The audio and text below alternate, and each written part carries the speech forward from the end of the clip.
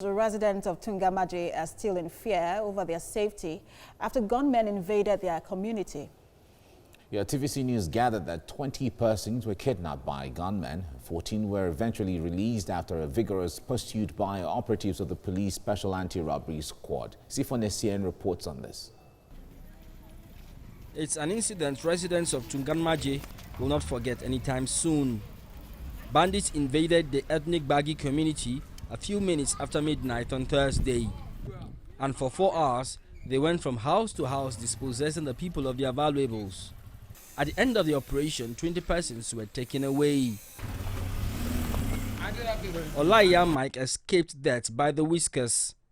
The assailants fired at his gate to gain access to his home.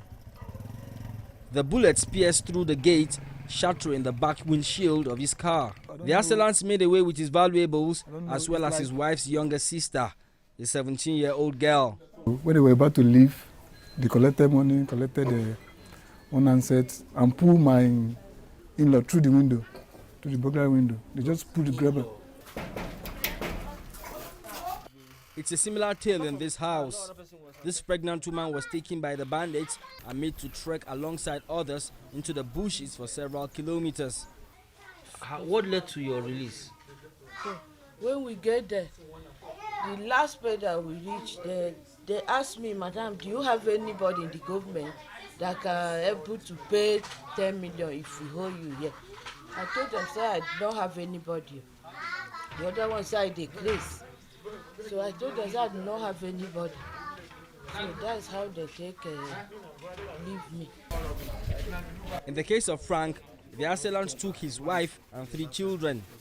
They eventually released all of them except his 14-year-old son. My wife is telling me that I should go and open door. Since I don't have money in at home, I say, if these people with this violence, now if they came and meet me, there's no money, I may be gone. So that I now follow my back door, my kitchen door. Elsewhere in the community, the situation is the same. They invaded our area, and before we know it, they entered our house. And they ransacked everywhere and went away with the valuables. And to crown it all, when they are going, they went away with my daughter. Bewildered residents gathered at the home of this grandmother. Her husband and 12-year-old granddaughter were among the victims. The 75-year-old man was among those released, but the granddaughter wasn't so lucky. They beat me. Oh yeah. They carry me sit down for your body. Could don't enter my body. Now they carry me go. They won't carry me go bush with my organ, with my picking. I reach the road. I found out with the cutter. They will remove me. Say make it. Oh yeah. Tefi Muje. I say I no fit Muje again. I want die now. Make it equally me. Make I die for a year. They beat me tired. The traditional ruler is worried. He says this is the first time such a fate would befall his community. In the history of this community, this is the first time we are experiencing this. We have had cases of armed robbery, but not kidnapping. I call on the people to remain calm. I believe the authorities would do something about this. According to a statement by the police, its operatives rescued 5 of the victims, and efforts are on to secure the release of another 5. Residents say the bandits would have made away with all the kidnapped victims but for the efforts of the operatives of the Special Anti-Robbery Squad who chased after the assailants into the bushes.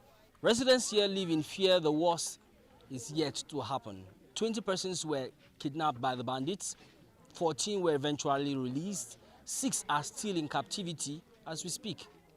Sifon Essien, TVC News, Tungan Maje. This is really a troubling situation there. We still have Captain Aliyu Umar Babangida with us, standing by and joining us on this discussion. Now, Captain Babangida, I know you followed this development. How would you classify or categorize this attack? Would it be seen as banditry or kidnapping or armed robbery or even terrorism? I wonder what you see. What I see is not the compartment within which the crimes or the crime scene or the act could be placed. Okay.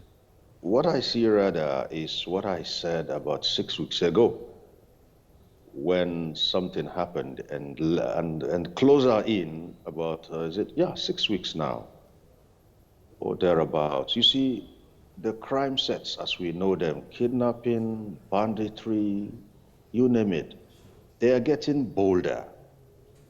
I said this 6 weeks ago. I also said it when they had the audacity to attack a governor, a sitting governor. They are getting bolder for one reason. They are getting bolder because the body language coming from our authorities and our law enforcement agencies, whenever they do one thing or the other, simply informs that they get bolder. In Nigerian parlance, what I can tell you is they don't see us finish. They don't see us finish.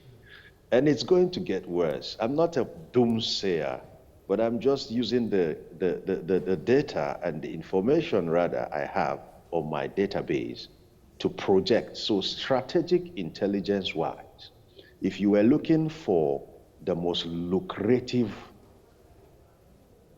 grounds to commit crime and have the most kind of docile authorities who have a knee-jerk approach to about almost any and everything, come this way, come to Nigeria.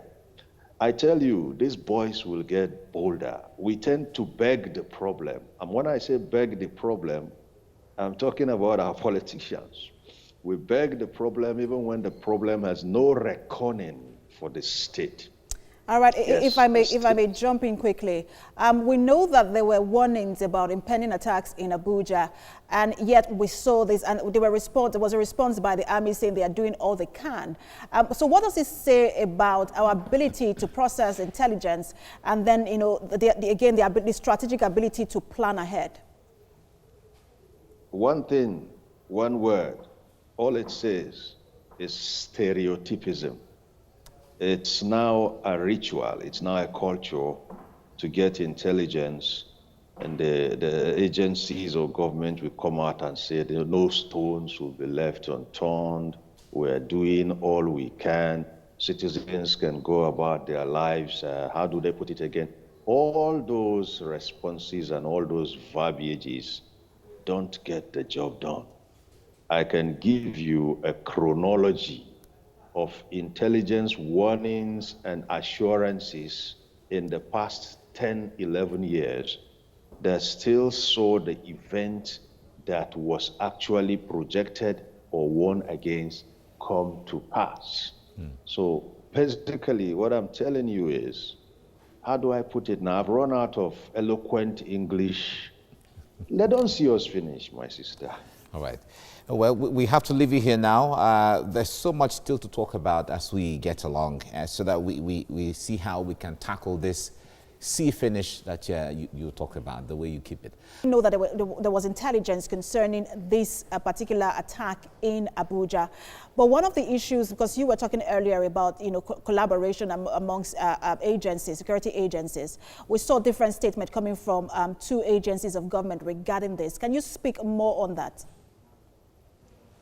Yes, most of what I have heard so far are like what we call afterthoughts or significantly knee-jerk responses to the situation at hand. Intelligence can come in the form it comes in, will not matter. What matters is the credibility, and we have ways of grading intelligence. And having graded it, regardless who bore the intelligence, much needs to be done about it. What we saw in the last few days, starting from Benue through to Tungan Maje, is simply, for me, an indicator that there is no synergy, there is no cooperation between our various security agencies. Each one seems to be, they seem to be standing in a circle and each one facing outward. They need to all turn around and face inward. So these riffraffs and ragtags will stop running rings around us. Don't forget, they are now in your federal capital territory with emphasis on the word territory. So Mr. President has some very unusual guests right now. All right, so much to talk about when it comes to security around the world, but that's where we leave it. Captain Umaru Babangida, thanks for talking to us. You're welcome.